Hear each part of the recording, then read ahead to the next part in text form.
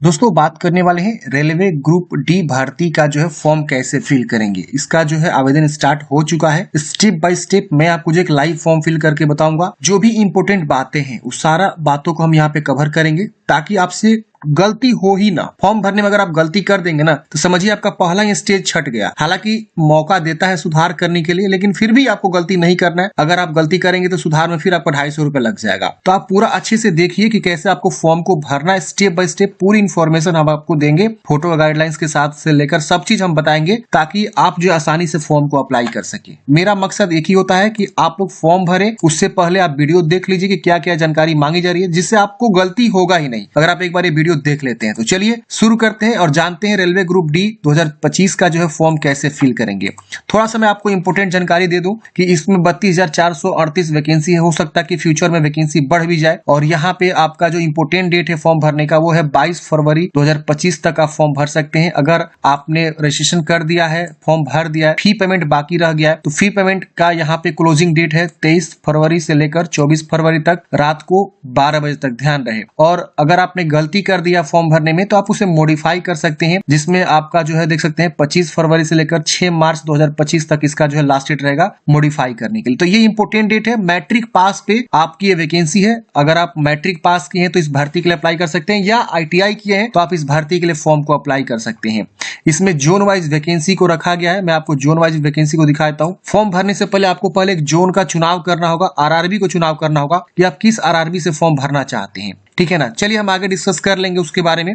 चलिए हम फॉर्म भरना स्टार्ट करते हैं। देखिए सबसे पहले आपको यहाँ पे ऊपर में अप्लाई, क्रिएट एन अकाउंट और ऑलरेडी हैव एन अकाउंट का ऑप्शन मिलता है। तो अगर आप रेलवे इससे पहले जो वैकेंसी निकाली थी, आरपीएफ की निकाली थी, एएलपी का निकाला था, टेक्नीशियन का निकाला था और भी वेरियस पोस्ट पे निकाला था, तो अगर आप पहले से उस वैकेंसी के लिए फॉर्म फिल किए होंगे तो आपके पास ऑलरेडी अकाउंट बना होगा। तो ऑलरेडी हैव एन अकाउंट पे क्लिक करेंगे और यहाँ पे अपना मोबाइल नंबर या ईमेल आईडी और पासवर्ड कैप्चा कोड भर के लॉगिन पे क्लिक करेंगे। आप लॉगिन हो जाएंगे और आपका डैशबोर्ड खुल जाएगा, आप फॉर्म अप्लाई कर पाएंगे। लेकिन जो पहली बार इस भर्ती के लिए फॉर्म भर रहे हैं उनको पहले यहाँ क्रिएट एन अकाउंट का ऑप्शन मिलता है। आप यहाँ पे क्लिक करेंगे और देखिए यहाँ पे लिखा हुआ कि अगर आपने पहले ही अकाउंट बनाया हुआ है, किसी भी वैकेंसी के लिए आपने फॉर्म फिल किया हुआ 2024 में, तो आपको दोबारा रजिस्ट्रेशन करने की आवश्यकता नहीं है। आप यहाँ ओके करेंगे और यहाँ पे आपको क्या करना है, पहले अकाउंट बनाना है। अगर आप इससे पहले रेलवे का कोई फॉर्म नहीं भरे हैं तो ही आपको अकाउंट बनाना है। अगर आप रेलवे का पहले से फॉर्म फिल किए हैं तो आपको अकाउंट नहीं बनाना है, लॉगिन करना है। तो चलिए मैं आपको पहले एक अकाउंट बनाने का जो है पूरा प्रोसेस को बताता हूँ, फिर मैं आपको लॉगिन करके फॉर्म भर के पूरा दिखाऊंगा। फ्रेंड्स वीडियो को लास्ट तक देखिए और वीडियो अच्छा लगे तो प्लीज लाइक और अपने दोस्तों को भी जरूर शेयर कर दीजिएगा। वीडियो को कंटिन्यू करने से पहले, फॉर्म भरने से पहले मैं आपको बहुत ही नेशनलिटी बताना है, इंडियन,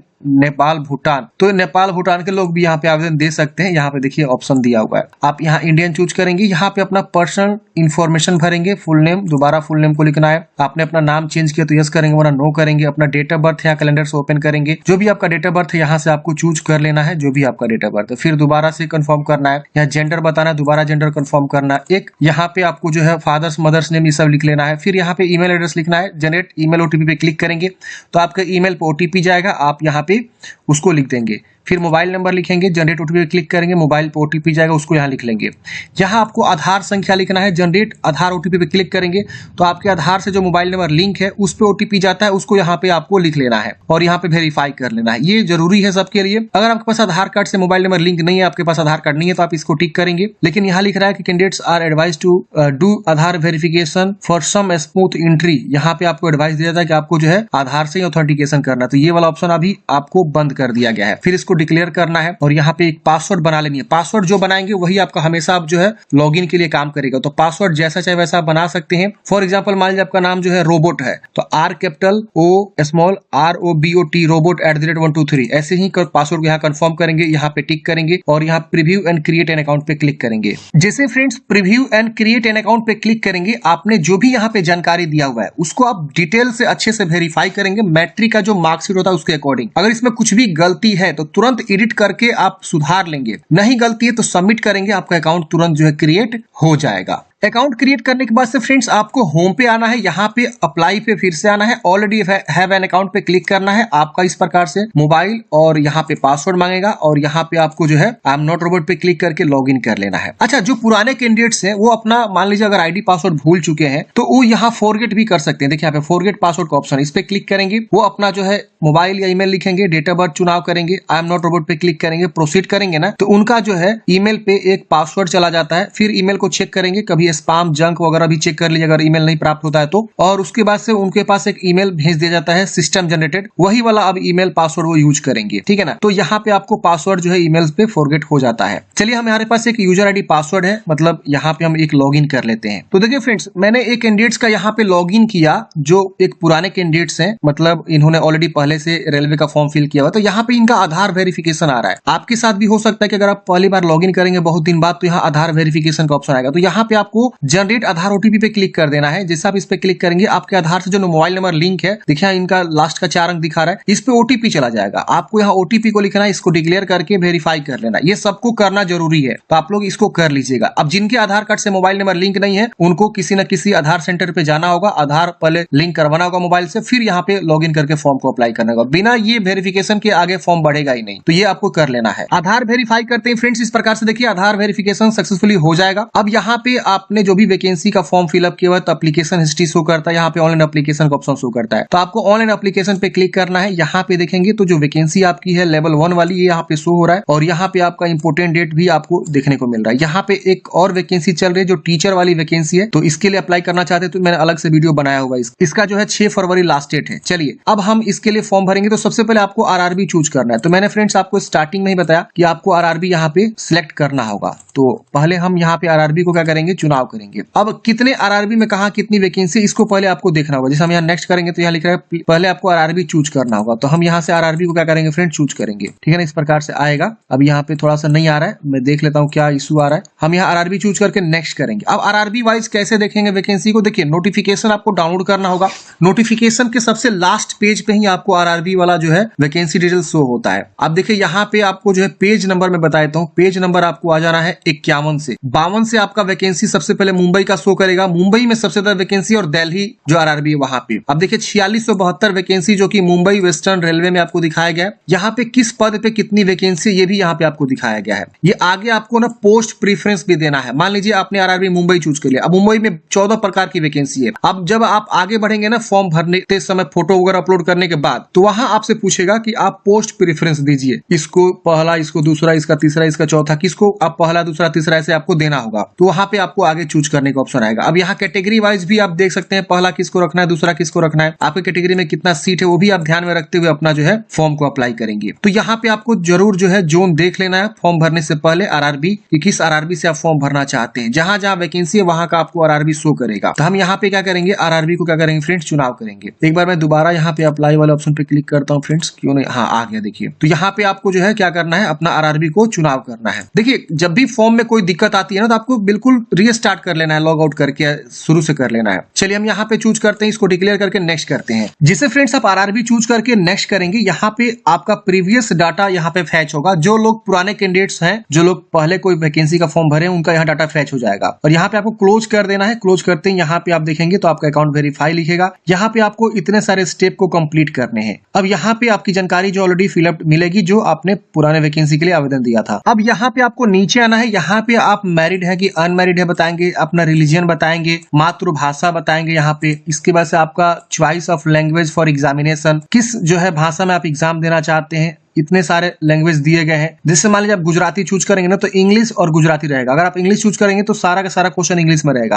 अगर आप हिंदी चूज करते हैं तो इंग्लिश हिंदी दोनों रहेगा। ये विशेष ध्यान दीजिएगा। यहाँ एक आइडेंटिफिकेशन मार्क्स, बॉडी में पहचान क्या है ये आपको बतानी से, तिल का निशान, कटा का निशान, जला का निशान जो भी है। यहाँ दूसरा आइडेंटिफिकेशन मार्क्स आपको बतानी है जो भी है। अगर नहीं है तो नो मार्क लिख सकते हैं। यहाँ पे अपना कैटेगरी बताना है। जैसे कि यहाँ आप देख सकते हैं कम्युनिटी में आपका यहाँ पे category general, SC ST OBC EWS। अगर आप जनरल से हैं तो जनरल चूज करेंगे। जनरल में आप देखेंगे देखेंगे तो यहाँ पे आपको जाति प्रमाण पत्र की संख्या या किसके द्वारा बनवाया ये सब आपको नहीं मांगेगा। वही अगर आप ईडब्ल्यूएस से आते हैं, जनरल का ही एक 10% रिजर्वेशन वाला कैटेगरी होता है ईडब्ल्यूएस, इकोनॉमिकली वीकर सेक्शन, अगर आप ये चूज करते हैं तो यहाँ पे आपको अपना जो है ईडब्ल्यूएस का सर्टिफिकेट नंबर देना होगा। यहाँ पे अपना जो है इशूइंग अथॉरिटी आपने कहाँ से बनवाया हुआ है, हर एक ऑफिसर्स का नाम आ रहा है, जहां से भी आपने बनवाया हुआ है उसका नाम यहाँ पे आपको शो करेगा, कहीं ना कहीं जरूर शो करेगा, उसका आप चुनाव करेंगे और कब बनवाया हो इसको आपको देना होगा। अगर आप ओबीसी चुनाव करते हैं फ्रेंड्स, तो ओबीसी में देखेंगे तो यहाँ पे दो ऑप्शन पूछेगा कि आप जो है नॉन क्रिमिलियर से आते हैं, नॉन क्रिमिलियर उसके वो आता है बंदा, ओबीसी का ही ये मतलब नॉन क्रिमिलियर और क्रिमिलियर होता है। अगर आप यहाँ पे नॉन क्रिमिलियर से आते हैं तो यस करेंगे,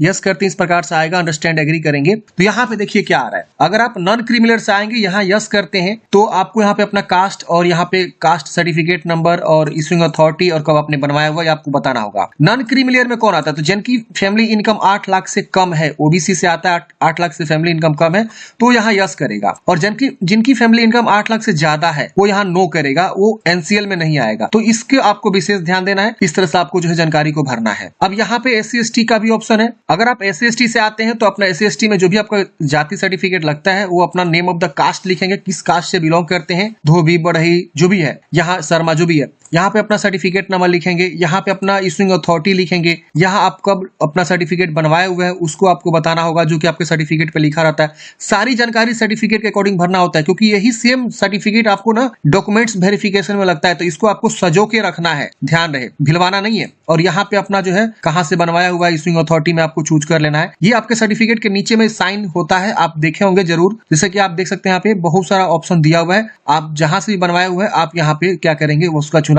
कर लेंगे। नीचे भी बहुत सारा ऑप्शन है, जैसे बिहार में आप देखेंगे तो रेवेन्यू ऑफिसर बनाता है, वो उसका रैंक जो है तहसीलदार से कम नहीं होना चाहिए, तो रेवेन्यू ऑफिसर आप यहाँ से चुनाव कर लेंगे, ठीक है। और यहाँ पे इशूइंग स्टेट और यहाँ पे कब आपने बनवाया हुआ है सर्टिफिकेट नंबर, और यहाँ पे ट्रेवल पास आपको चाहिए तो यहाँ पे आपको यस करना होगा। और यहाँ पे उस सर्टिफिकेट को जो आपका ये कास्ट सर्टिफिकेट है उसको आप यहाँ पे स्कैन करके उसको यहाँ अटैच करेंगे, 500 KB से कम पीडीएफ में होना चाहिए। यहाँ पे आप अपलोड पे क्लिक करेंगे, पीडीएफ चूज करेंगे और अपलोड हो जाएगा। पीडीएफ कैसे बनानी होती है मैंने कई बार आप लोगों को बता चुका हूँ, गूगल में जाएंगे सर्च करेंगे JPEG to PDF, बहुत सारा वेबसाइट मिलेगा, आप किसी वेबसाइट का यूज करके अपना जो है डॉक्यूमेंट्स को पीडीएफ में बना सकती हैं। तो ऐसे अपना SC/ST और जनरल ओबीसी को यहाँ पे चुनाव करना, ये विशेष ध्यान देना। यहाँ पे आपको रिजर्वेशन ही जो है यहाँ पे आपको मिलता है, तो इसको सही से भरना है, गलती नहीं करना है। और जो भी यहाँ पे सर्टिफिकेट देंगे उसको अच्छे से रखेंगे संभाल के लास्ट वैकेंसी तक, मतलब लास्ट सिलेक्शन तक। अब आपको फ्रेंड्स नीचे आना होता है, यहाँ पे अपना जो है प्रेजेंट एड्रेस लिखना होता है, यहाँ पे आपको परमानेंट एड्रेस लिखना होता है। तो जो भी आपका एड्रेस है यहाँ पहले अपना जो है राज्य, फिर यहाँ डिस्ट्रिक्ट, फिर यहाँ पे प्रॉपर एड्रेस लिखेंगे, इसमें आपको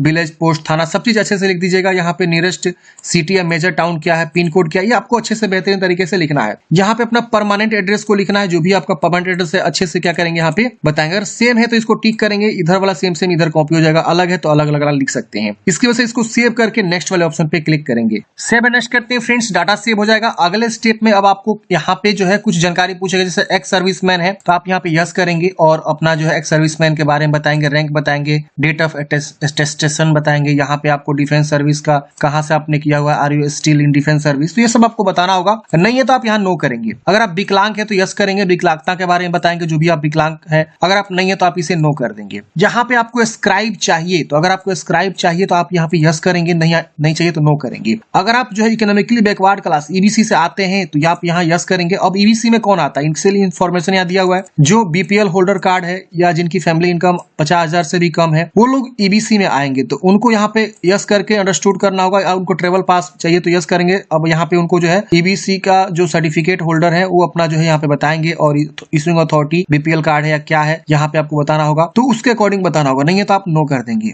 यहाँ पे आप रेलवे में ऑलरेडी सर्विंग एप्लीकेंट हैं, आप रेलवे में काम कर रहे हैं तो यस करेंगे। और यहाँ पे आपको एनओसी देना होगा, do you have applied NOC, अगर आप अप्लाई किए तो यस करेंगे। तो ये मैंडेटरी है डीवी के समय में, आपको अंडरस्टैंड एग्री करना। अगर आप नो करेंगे तो आपको जो है you should produce an NOC from the controlling officer on the date of DV. अच्छा, आप नो भी कर सकते हैं। अगर आप पहले से आपके पास मतलब एनओसी बनवा लिए तो यस करके आप आगे बढ़ेंगे और कैटेगरी बताएंगे, ग्रुप सी या कहाँ पे आप काम कर रहे हैं, किस प्रकार के पोस्ट पे, प्लेस ऑफ वर्किंग क्या है, जोन क्या है, किस जोन में काम कर रहे हैं। अगर आप मतलब यहाँ पे बता देंगे। अगर आप नहीं है प्रेजेंट में कहीं काम कर रहे हैं तो आप यहाँ नो कर देंगे, रेलवे आप जो है सर्विस नहीं कर रहे हैं तो। यहाँ पे एम्प्लॉयमेंट डिटेल्स पूछ रहा है, अगर आप कहीं काम कर रहे हैं जैसे कि central government, state government, PSU, या नॉट अप्लीकेबल, तो अगर आप काम कर रहे हैं तो बताएंगे, नहीं तो नॉट अप्लीकेबल चूज करेंगे। अब यहाँ पे आपको जो है ना अप्रेंटिसशिप के बारे में पूछ रहा है, तो अगर आपने जो है नेशनल अप्रेंटिसशिप सर्टिफिकेट आपके पास है तो यस करेंगे और उसकी जानकारी बताएंगे किस स्टेट पे आपने अप्रेंटिसशिप किया हुआ है, कब से कब तक आपने किया हुआ है, ड्यूरेशन यहाँ आ जाएगा, सर्टिफिकेट नंबर और सर्टिफिकेट डेट, कितना में कितना मार्क्स आपको मिला हुआ है, वो सब आपको बताना होगा। तो अगर आप एनएससी किए हुए हैं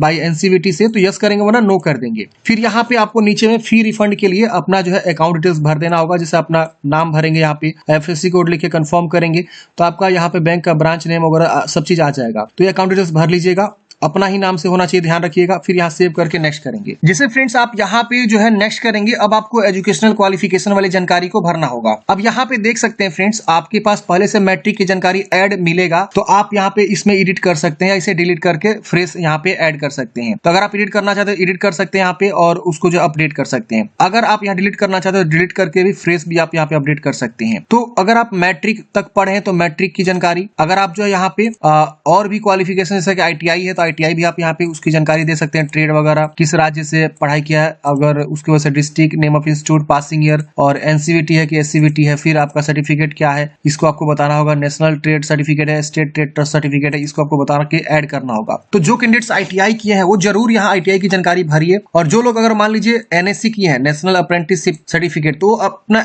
NSC भी जरूर ऐड करेंगे। उनको क्या होगा ना कि आगे चल के जो है बेनिफिट्स मिलता है, जब भी मेरिट तैयार होगा ना तो NSC वालों को, ITI वालों को कुछ ना कुछ जरूर जो है एक्स्ट्रा बेनिफिट मिल सकता है। NSC को तो 100% मिलता है, लेकिन ITI के बारे में मैं उतना श्योर नहीं हूं कि मिलता है, लेकिन NSC जो नेशनल अप्रेंटिसशिप सर्टिफिकेट लिया रहता है ट्रेनिंग अप्रेंटिसशिप का, उनको जरूर मिलता है यहाँ पे कुछ ना कुछ एक्स्ट्रा बोनस मार्क्स, ठीक है। तो वो जरूर यहाँ पे जानकारी को देंगे और यहाँ ऐड कर देंगे। तो ऐसे करके फ्रेंड्स आपको क्वालिफिकेशन को ऐड कर लेना है, और उसके बाद से यहाँ पे आपको क्या करना है फ्रेंड्स, नेक्स्ट वाले ऑप्शन पे क्लिक करना है। तो क्वालिफिकेशन इजिली आप लोग अपलोड कर लीजिएगा, मुझे लगता है कि कोई भी आपको दिक्कत होगा। और जो लोग बिल्कुल फ्रेश फॉर्म भर रहे हैं तो उनको यहाँ पे सर्टिफिकेट, सीरियल नंबर और यहाँ पे स्टेट, डिस्ट्रिक्ट, ये सब आपको बताना होगा, किस कॉलेज यूनिवर्सिटी से आपने पढ़ाई किया वो सब बताना होगा, डेट ऑफ पासिंग बताना होगा, परसेंटेज यहाँ पे देखिए NA आ रहा है, तो इससे कोई दिक्कत नहीं है, आप यहाँ पे नेक्स्ट कर लेंगे। सेव नेक्स्ट करते हैं फ्रेंड्स। अगले स्टेप में अब आपको यहाँ पे जो है फोटोग्राफ अपलोड करना है और यहाँ पे सिग्नेचर अपलोड करना है। फोटोग्राफ यहाँ पे आप देखेंगे तो यहाँ पे सैंपल दिया हुआ है कि किस प्रकार का फोटो आपका एक्सेप्ट करा जाएगा। तो यहाँ पे देखिए इस तरह का फोटोग्राफ जो है रिजेक्ट हो जाएंगे अगर आप इस तरह का फोटो अपलोड करते हैं। जैसे कि यहाँ पे देखिए ऊपर से बाल कट गया है, यहाँ पे देखिए साइड में कान कट गया है, यहाँ चश्मा लगा लिए हैं, मुंह पे आपका बाल आ गया है, देख रहे ना, ऐसे आपका पीछे में बहुत सारा ऐसे जो है बैकग्राउंड है, इस तरह से ब्लर हो गया है, चश्मा ऊपर आपने पहना हुआ हीरो स्टाइल में, ये टोपी पहना हुआ हीरो स्टाइल में, तो इस तरह का नहीं होना चाहिए। बिल्कुल साफ सुथरा सादा होना चाहिए, आपका चेहरा क्लियर देखना चाहिए, बिल्कुल सही से फोटो आपको अपलोड करना है, ये जो गाइडलाइंस है इसके अकॉर्डिंग। चलिए यहाँ पे अब आप देखेंगे तो यहाँ पे भी गाइडलाइंस बताएगा, जेपीजी फॉर्मेट होना चाहिए, 50 से 100 KB के बीच होना चाहिए, ये सब आपको ध्यान में रखना हुआ है, ये सब आपको स्पेसिफिकेशन जो दिया गया है। इसी तरह से सिग्नेचर का भी दिया गया है, यहाँ पे आपको जो है विड्थ और हाइट भी डिसाइड किया गया है, 140 बाई 160 पिक्सल का, यहाँ भाई 320 बाई 240 पिक्सल का, और यहाँ पे आपको साइज, फाइल साइज वगैरह भी दिया हुआ है। तो इसी फाइल साइज में क्या करेंगे, आप जो अपना फोटो को, सिग्नेचर को चूज करेंगे और यहाँ सेव करके उसके बाद से नेक्स्ट करेंगे। तो चलिए हम यहाँ पे फोटो को क्या करते हैं, चूज कर लेते हैं। तो फ्रेंड्स हमने यहाँ पे फोटो सिग्नेचर को अपलोड कर लिया है, यहाँ पे आप देख सकते हैं इस प्रकार से आपको अपलोड करने के बाद से सेव कर लेना है। सेव करने के बाद से फ्रेंड्स यहाँ पे आपको नेक्स्ट करना है। अब नेक्स्ट करते हैं फ्रेंड्स, यहाँ पे आप देखेंगे तो आपका RRB यहाँ सिलेक्टेड दिखा रहा है कि आपने कौन सा RRB यहाँ पे चुनाव किया हुआ है। अब इस RRB में जितनी वैकेंसीज हैं वो सारी वैकेंसीज यहाँ पे आपका शो करेगा।